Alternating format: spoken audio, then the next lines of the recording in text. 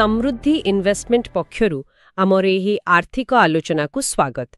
आज आमे गोटे बहुत गुरुत्वपूर्ण विषय रे कथा हेबा।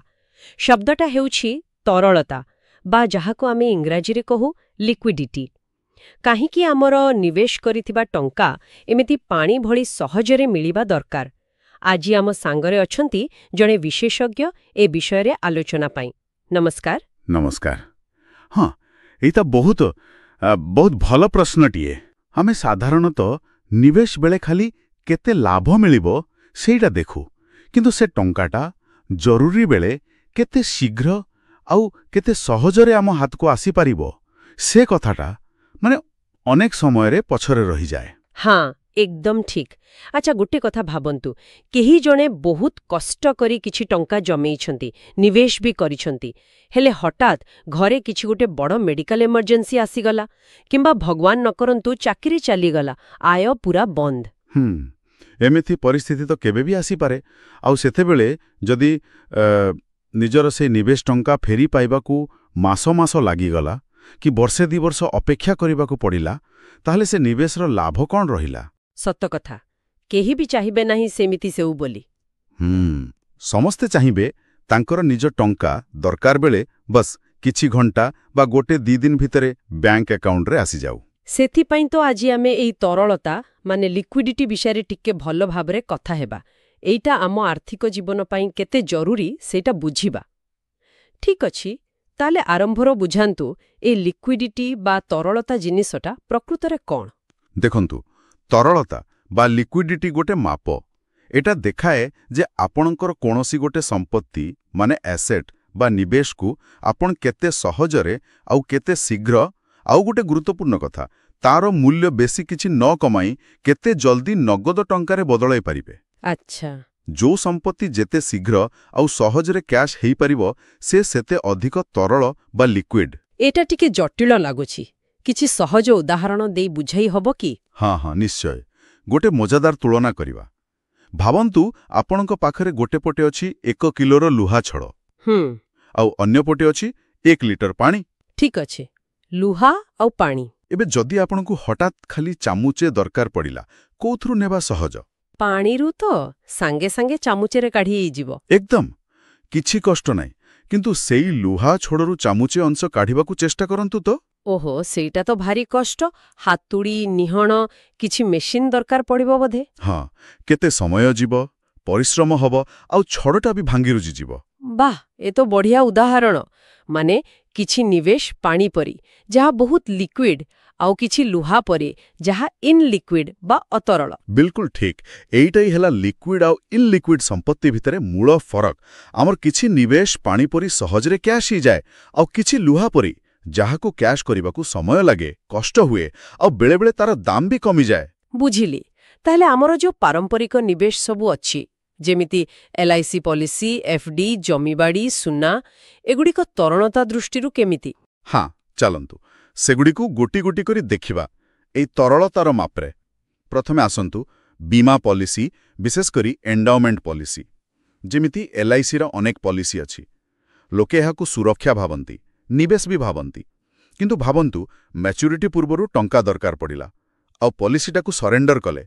हाँ, सेतेबेले कौन हुए? जेतिकी प्रीमियम देइथिबे ताठू बहुत कम टंका मिले, गोटे बड़ अंश सरेंडर चार्ज भावरे कटि जाए। ओहो, एटा तो बहुत लोकंक सह हुए बोधे। निजो टंका फेरी पाइला बेलकू खेती। हाँ, एक प्रकार बाध्यतामूलक खेती। अच्छा, एबे आसंतु फिक्स्ड डिपोजिट माने FD। FD तो टिके भल लागे। बैंक रे अछि जे भी चाहिले भांगी देई हबो। हाँ, बीमा तुलना रे निश्चय भल, अधिक तरल, किंतु एथिरे भी किछि कथा अछि। जदि मैच्योरिटी आगुरु FD भांगिबे, बैंक पेनाल्टी निये। हाँ, सेइटा तो जणा अछि। आउ सुधार भी कम करि दिए। किंतु आउरी गोटे गुरुत्वपूर्ण कथा जहा बहुत लोक जानंतिनी बा भूली जानती, जदि कोनोसी कारणरू बैंकटा माने आर्थिक संकट रे पड़िला, फेल हेई गला, हाँ, सेतेबेले DICGC बोली गोटे सरकारी संस्था अछि। से प्रति बैंक रे प्रति जमाकारी पई केवल 5 लाख टंका पर्यंत ही सुरक्षा दिए। कौन कहले? माने जदि कहारो गोटिए बैंक FD रे 10 लाख अछि और बैंक बुड़ी गला, ताहले खाली 5 लाख मिलिबो, बाकी 5 लाख गला? हाँ, नियम तो सैया कहूची। बाकी टंका मिलिबार कौनसी ग्यारंटी नहीं। ତେଣୁ ବହୁତ ବେଶୀ ଟଙ୍କା ଗୋଟିଏ ବ୍ୟାଙ୍କ ଏଫ୍ଡିରେ ରଖିବା ଖାଲି ତରଳତା ନୁହେଁ, ସୁରକ୍ଷା ଦୃଷ୍ଟିରୁ ବି ପୁରା ନିରାପଦ ନୁହେଁ। ବାପରେ, ଏଟା ତ ବହୁତ ବଡ଼ କଥା, ଅନେକେ ଜାଣିନଥିବେ। ଆଚ୍ଛା, ଆଉ ଆମର ସବୁଠୁ ପ୍ରିୟ ନିବେଶ ରିଏଲ ଏଷ୍ଟେଟ୍, ମାନେ ଜମି, ଘର, ଏହାର ତରଳତା କେମିତି? ରିଏଲ ଏଷ୍ଟେଟ୍ ହେଲା ଅତରଳତାର ଇଲିକ୍ୱିଡିଟିର ବେଷ୍ଟ ଏକ୍ଜାମ୍ପଲ। କିଣିଲା ବେଳେ ବହୁତ ଭଲ ଲାଗେ, ଗୋଟେ ବଡ଼ ସମ୍ପତ୍ତି ହେଲା, କିନ୍ତୁ ଯେତେବେଳେ ଦରକାର ପଡ଼ିଲା ଆଉ ବିକିବାକୁ ଗଲେ ସେତେବେଳେ ପ୍ରକୃତ ଖେଳ ଆରମ୍ଭ ହୁଏ। କେମିତି? ଗ୍ରାହକ ଖୋଜିବା, ଠିକ୍ ଦାମ ପାଇବା, କାଗଜପତ୍ର କାମ, ଏସବୁରେ ମାସ ମାସ, ବେଳେବେଳେ ବର୍ଷ ବି ଲାଗିଯାଏ। ମୋର ଜଣେ ବନ୍ଧୁ ଭଲ ଚାକିରି ପାଇ ବାହାରକୁ ଯିବାର ଥିଲା, ହେଲେ ଘରଟା ଠିକ୍ ସମୟରେ ବିକ୍ରି ହେଲାଣି ବୋଲି ସେ ସୁଯୋଗଟା ଗଲା। ଆଉ ବେଳେବେଳେ ତ ଲୋକେ ବାଧ୍ୟ ହୋଇ ଶସ୍ତାରେ ବିକି ଦିଅନ୍ତି ନା, ଯାହାକୁ ଡିଷ୍ଟ୍ରେସ୍ ସେଲ୍ କୁହନ୍ତି। ଏକଦମ ଜରୁରୀ ଦରକାର ବେଳେ ବଜାର ଦାମଠୁ ବହୁତ କମରେ ବିକିବାକୁ ପଡ଼େ। ଆଉ ଗୋଟେ ରହିଲା ସୁନା। ହଁ, ସୁନା ତ ସହଜରେ ବିକ୍ରି ହୋଇଯାଏ ବୋଲି ଲୋକେ କହନ୍ତି। ଅଳ୍ପ କିଛି ଅଳଙ୍କାର ବା କଏନ୍ ହୁଏତ ଜୁଏଲର ପାଖରେ ବିକ୍ରି ହୋଇଯିବ, କିନ୍ତୁ ସେଥିରେ ବି ମେକିଂ ଚାର୍ଜ, ୱେଷ୍ଟେଜ୍ ଏସବୁ କଟିଯାଏ, ପ୍ରକୃତ ଦାମ ମିଳେନି। ଆଉ ଯଦି ବେଶୀ ପରିମାଣର ସୁନା ଅଛି, ହଠାତ୍ ବିକିବାକୁ ଗଲେ ଠିକ୍ ଦାମ ମିଳିବା କଷ୍ଟ ହୋଇପାରେ। ବସ୍, ତାହେଲେ ମୋଟାମୋଟି ଭାବେ ଦେଖିଲେ ଆମର ଯେତେ ପାରମ୍ପରିକ ନିବେଶ ଅଛି, ସେଗୁଡ଼ିକ ଦେଖିବାକୁ ଯେତେ ଭଲ ଲାଗିଲେ ବି ହଠାତ୍ ଦରକାର ବେଳେ ଟଙ୍କା ପାଇବାରେ ସମସ୍ୟା କରିପାରନ୍ତି, ମାନେ ଲିକ୍ୱିଡିଟି କମ୍। ହଁ, ଆପଣ ପୁରା ଠିକ୍ ବୁଝିଛନ୍ତି। ଏବେ ଏହାର ତୁଳନା କରିବା ମ୍ୟୁଚୁଆଲ ଫଣ୍ଡ ସହିତ। ଲିକ୍ୱିଡିଟି ମାମଲାରେ ମ୍ୟୁଚୁଆଲ ଫଣ୍ଡ ଗୋଟେ ପୁରା ଅଲଗା ଚିତ୍ର ଦିଏ। କେମିତି? ମ୍ୟୁଚୁଆଲ ଫଣ୍ଡ କେମିତି ଏତେ ଅଧିକ ତରଳ? ଦେଖନ୍ତୁ, ଅଧିକାଂଶ ମ୍ୟୁଚୁଆଲ ଫଣ୍ଡ, ଯାହାକୁ ଆମେ ଓପନ୍ ଏଣ୍ଡେଡ୍ ଫଣ୍ଡ କହୁ, ମାନେ ଯେଉଁଥିରେ ଆପଣ ଯେକୌଣସି କାମ ଦିନରେ ଟଙ୍କା ଲଗେଇ ପାରିବେ ବା କାଢ଼ିପାରିବେ, ହଁ, ସେଗୁଡ଼ିକ ବହୁତ ଲିକ୍ୱିଡ୍, ବହୁତ ତରଳ। ଆପଣ ଯେତେବେଳେ ଚାହିଁବେ ନିଜ ୟୁନିଟ୍ସକୁ ରିଡିମ୍ କରିବା ପାଇଁ, ବିକିବା ପାଇଁ ଆବେଦନ କରିପାରିବେ। ଆଉ ସବୁଠୁ ବଡ଼ କଥା ହେଲା, ଟଙ୍କାଟା ବହୁତ ଶୀଘ୍ର ଆପଣଙ୍କ ବ୍ୟାଙ୍କ ଆକାଉଣ୍ଟକୁ ଆସିଯାଏ। କେତେ ଶୀଘ୍ର? କିଛି ନିର୍ଦ୍ଦିଷ୍ଟ ସମୟ ଅଛି କି? ହଁ, ନିୟମ ଅଛି। ଅଧିକାଂଶ ଡେଟ୍ ଫଣ୍ଡ ଆଉ ଲିକ୍ୱିଡ୍ ଫଣ୍ଡ ପାଇଁ ଟଙ୍କା T+1 ଦିନରେ ଆସିଯାଏ। T+1 ମାନେ? ଟ୍ରାଞ୍ଜାକ୍ସନ୍ ଡେ, ଯେଉଁଦିନ ଆପଣ ବିକିବାକୁ ଆବେଦନ କଲେ, ତାର ପର କାର୍ଯ୍ୟ ଦିବସ, ୱାର୍କିଂ ଡେ। ଇକ୍ୱିଟି ଫଣ୍ଡ ପାଇଁ ଆଗରୁ T+2 ଥିଲା, ଏବେ ସେବି ତାକୁ ବି T+1 କରିବାକୁ ଚେଷ୍ଟା କରୁଛି। ତ ଆପଣ ଦେଖନ୍ତୁ, ମାସ ମାସ କି ବର୍ଷ ବର୍ଷ ନୁହେଁ, ଖାଲି ଗୋଟେ କି ଦିଟା କାମଦିନ ଭିତରେ ଟଙ୍କା ହାତରେ। ବାଃ, ଏଟା ତ ସତରେ ବହୁତ ଶୀଘ୍ର, ବହୁତ ସୁବିଧା। କିନ୍ତୁ ସବୁ ପ୍ରକାର ନିବେଶକଙ୍କ ପାଇଁ କ'ଣ ମ୍ୟୁଚୁଆଲ ଫଣ୍ଡରେ ସୁବିଧା ଅଛି? ମାନେ ଅଲଗା ଅଲଗା ଜରୁରତ ପାଇଁ? ନିଶ୍ଚୟ ଅଛି। ଏଟା ମ୍ୟୁଚୁଆଲ ଫଣ୍ଡର ଆଉ ଗୋଟେ ବଡ଼ ସୁବିଧା। ଏଠି ସମସ୍ତଙ୍କ ପାଇଁ କିଛି ନା କିଛି ଅଛି। ଆପଣଙ୍କର ଲକ୍ଷ୍ୟ କ'ଣ? ଆପଣ କେତେ ରିସ୍କ ନେଇପାରିବେ, କେତେ ସମୟ ପାଇଁ ନିବେଶ କରିବେ, ସେଇ ଅନୁସାରେ ବହୁତ ପ୍ରକାର ଫଣ୍ଡ ଅଛି।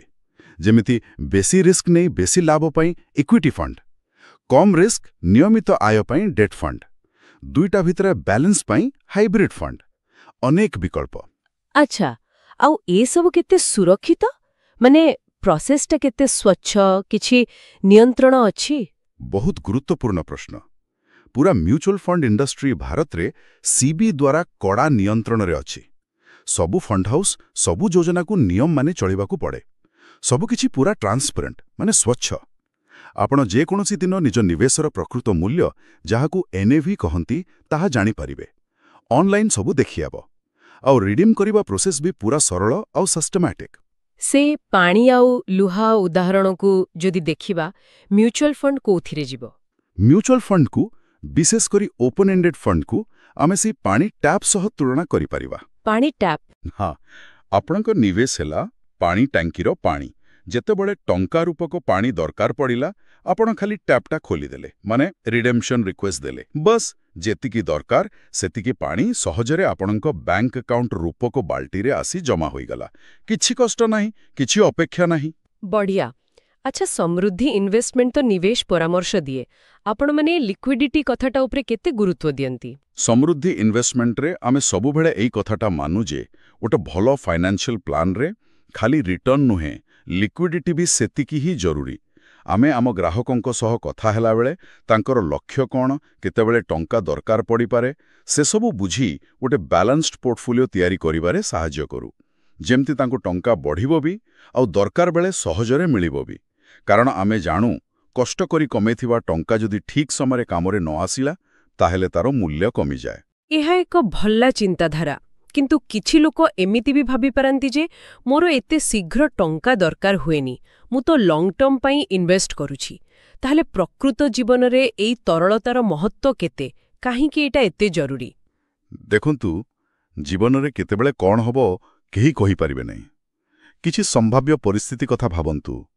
ରାତି ଅଧରେ ଘରେ କାହାର ଦେହ ହଠାତ୍ ବହୁତ ଖରାପ ହୋଇଗଲା, ଭଲ ହସ୍ପିଟାଲରେ ନେବାକୁ ପଡ଼ିଲା, ସେଠି ତ ଆଗ ଟଙ୍କା ମାଗିବେ। ହଁ, ସେତେବେଳେ କ'ଣ କରିବେ? ସେମିତି ଆଜିକାଲି ଚାକିରି ବା ବ୍ୟବସାୟରେ ବି କିଛି ନିଶ୍ଚିତତା ନାହିଁ। କେତେବେଳେ ବି ଚାକିରି ଯାଇପାରେ ବା ବ୍ୟବସାୟରେ ମାନ୍ଦା ଆସିପାରେ। ଆୟ ବନ୍ଦ ହୋଇଗଲେ ଘର ଚଳିବ କେମିତି? ପିଲାଙ୍କର ପାଠପଢ଼ା? ଏସବୁ ତ ହେଲା ଜରୁରୀ ପରିସ୍ଥିତି। କିଛି ଭଲ କାମ ପାଇଁ ବି ତ ହଠାତ୍ ଟଙ୍କା ଦରକାର ପଡ଼ିପାରେ ନା? ନିଶ୍ଚୟ। ଜୀବନରେ ଏମିତି ବି ସୁଯୋଗ ଆସେ ଯାହା ହାତଛଡ଼ା କରିବାକୁ ମନ ହୁଏନି। ଯେମିତି ସେୟାର ବଜାର ବହୁତ ତଳକୁ ଖସିଗଲା, ଆପଣ ଜାଣିଛନ୍ତି ଏଇଟା ଭଲ କମ୍ପାନୀରେ ଶସ୍ତାରେ ନିବେଶ କରିବାର ସମୟ। ସୁଯୋଗ। କିମ୍ବା ଆପଣଙ୍କ ମନରେ ଗୋଟିଏ ବ୍ୟବସାୟ ଆଇଡିଆ ଥିଲା, ତାକୁ ଆରମ୍ଭ କରିବା ପାଇଁ ଏକ ଭଲ ସୁଯୋଗ ଆସିଲା। କିମ୍ବା ପିଲାକୁ ବାହାରେ ପଢ଼ାଇବା ପାଇଁ ଗୋଟିଏ ନାମୀ ବିଶ୍ୱବିଦ୍ୟାଳୟରେ ସିଟ୍ ମିଳିଗଲା। ଏସବୁ ପାଇଁ ତ ହଠାତ୍ ବଡ଼ ପରିମାଣର ଟଙ୍କା ଦରକାର। ହଁ, ଏସବୁ ସ୍ଥିତିରେ ଯଦି କାହାର ନିବେଶ ମ୍ୟୁଚୁଆଲ ଫଣ୍ଡ ପରି ଲିକ୍ୱିଡ୍ ଜାଗାରେ ଥାଏ, ତାହେଲେ ତାଙ୍କୁ କେମିତି ସାହାଯ୍ୟ ମିଳେ? ସବୁଠୁ ବଡ଼ ସାହାଯ୍ୟ ହେଲା ଆତ୍ମନିର୍ଭରଶୀଳତା। ଯେତେବେଳେ ଆପଣଙ୍କ ନିବେଶ ଲିକ୍ୱିଡ୍ ଥାଏ, ଏମିତି କୌଣସି ବି ପରିସ୍ଥିତି ଆସୁ, ଖରାପ ହେଉ କି ଭଲ, ଆପଣଙ୍କୁ ଟଙ୍କା ପାଇଁ କାହା ପାଖକୁ ହାତ ପତେଇବାକୁ ପଡ଼େନି। ବନ୍ଧୁବାନ୍ଧବଙ୍କୁ ମାଗିବାକୁ ପଡ଼େନି କି ବେଶୀ ସୁଧରେ କୋଉଠୁ ଲୋନ୍ ଆଣିବାକୁ ପଡ଼େନି। ନିଜ ଟଙ୍କା ନିଜ କାମରେ ଲାଗେ। ହଁ, ଏଇଟା ଖାଲି ଆର୍ଥିକ ସ୍ୱାଧୀନତା ନୁହେଁ, ଏଇଟା ବହୁତ ବଡ଼ ମାନସିକ ଶାନ୍ତି ଆଉ ଆତ୍ମବିଶ୍ୱାସ ଦିଏ। ଆପଣ ଜାଣିଥାନ୍ତି, ଯାହା ବି ହଉ, ମୋ ପାଖରେ ଗୋଟେ ସୁରକ୍ଷା ଅଛି, ମୋ ନିଜ ଟଙ୍କାର ସୁରକ୍ଷା। ଏହା ବାସ୍ତବରେ ବହୁତ ବଡ଼ କଥା, ନିଜ ଟଙ୍କା ଉପରେ ଭରସା ରହିବା। ସେଥିପାଇଁ ତ ସମୃଦ୍ଧି ଇନଭେଷ୍ଟମେଣ୍ଟରେ ଆମେ କହୁ ଯେ ନିବେଶ ଖାଲି କାଗଜରେ ଟଙ୍କା ବଢ଼ାଇବା ପାଇଁ ନୁହେଁ, ଏହା ଆମ ଗ୍ରାହକଙ୍କ ପ୍ରକୃତ ଜୀବନରେ ତାଙ୍କ ଦରକାର ବେଳେ ପ୍ରକୃତ ସାହାଯ୍ୟ କରିବା ପାଇଁ ହେବା ଦରକାର। ଆଉ ଲିକ୍ୱିଡିଟି ସେଇ କାମଟା କରେ। ଏସବୁ ଶୁଣିଲା ପରେ ଲାଗୁଛି ଆମକୁ ନିବେଶକୁ ଦେଖିବାର ନଜରିଆ ଟିକେ ବଦଳାଇବାକୁ ହେବ। ଖାଲି କେତେ ବଢ଼ୁଛି ନ ଦେଖି ସେ ଟଙ୍କା କେତେ ସହଜରେ ଆମ କାମରେ ଆସିପାରିବ ସେଇଟା ବି ଦେଖିବା ଦରକାର। ଏକଦମ ସଠିକ୍ କଥା। ମାନସିକତାରେ ପରିବର୍ତ୍ତନ ଦରକାର। ସମ୍ପତ୍ତି ତିଆରି କରିବାର ମାନେ ଖାଲି ଆକାଉଣ୍ଟରେ ନମ୍ବର ବଢ଼ାଇବା ନୁହେଁ, ସେ ସମ୍ପତ୍ତିର ବ୍ୟବହାର ଯୋଗ୍ୟତା ମାନେ ୟୁଜେବିଲିଟି, ସେଇଟା ବି ସେତିକି ହିଁ ଜରୁରୀ। ଆମେ ଟଙ୍କା ସଞ୍ଚୟ କରୁ କାହିଁକି? ଦରକାର ବେଳେ ଖର୍ଚ୍ଚ କରିବା ପାଇଁ ତ। ଯଦି ସେଇଟା ହିଁ ନ ହେଲା, ତେବେ ସେ ସଞ୍ଚୟର ମାନେ କ'ଣ? କିନ୍ତୁ ଏଠି ମୋ ମନର ଗୋଟେ ପ୍ରଶ୍ନ ଆସୁଛି, ଯଦି ଟଙ୍କା ଏତେ ସହଜରେ ମିଳିଯିବ, ତାହେଲେ ଲୋକମାନେ ଅଯଥା ଖର୍ଚ୍ଚ କରିଦେବାନି ତ? ମାନେ ଟିକେ ଅସୁବିଧା ହେଲେ ଅଟକି ରହେ, ସେଇଟା କ'ଣ ଭଲ ନୁହେଁ? ହଁ, ଏଇଟା ଗୋଟେ ଭଲ ପଏଣ୍ଟ। ବାସ୍ତବରେ କିଛି ଲୋକଙ୍କ ପାଇଁ ବେଶୀ ତରଳତା ହୁଏତ ପ୍ରଲୋଭନ ହୋଇପାରେ, କିନ୍ତୁ ତାର ସମାଧାନ ଇଲିକ୍ୱିଡ୍ ଜାଗାରେ ପଇସା ଫସାଇବା ନୁହେଁ।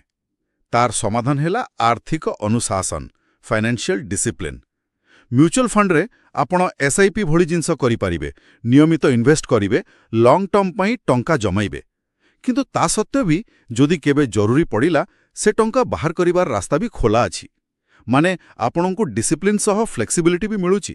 ତାହେଲେ ତରଳତା ଆମକୁ ଗୋଟେ ଭଲ ଆଉ ଟିକେ ଷ୍ଟ୍ରେସ୍ ଫ୍ରି ଜୀବନ ବଞ୍ଚିବାରେ ବି ସାହାଯ୍ୟ କରେ। ନିଶ୍ଚୟ, ବହୁତ ମାତ୍ରାରେ। ଯେତେବେଳେ ଜଣେ ଜାଣିଥାଏ ଯେ ତାର କଷ୍ଟର ପଇସା ଦରକାର ବେଳେ ସହଜରେ ମିଳିଯିବ, ତା ମନରୁ ଗୋଟେ ବଡ଼ ଚିନ୍ତା ଚାଲିଯାଏ। ସେ ଭବିଷ୍ୟତର ଅନିଶ୍ଚିତତାକୁ ସାମ୍ନା କରିବାକୁ ଅଧିକ ପ୍ରସ୍ତୁତ ରହେ।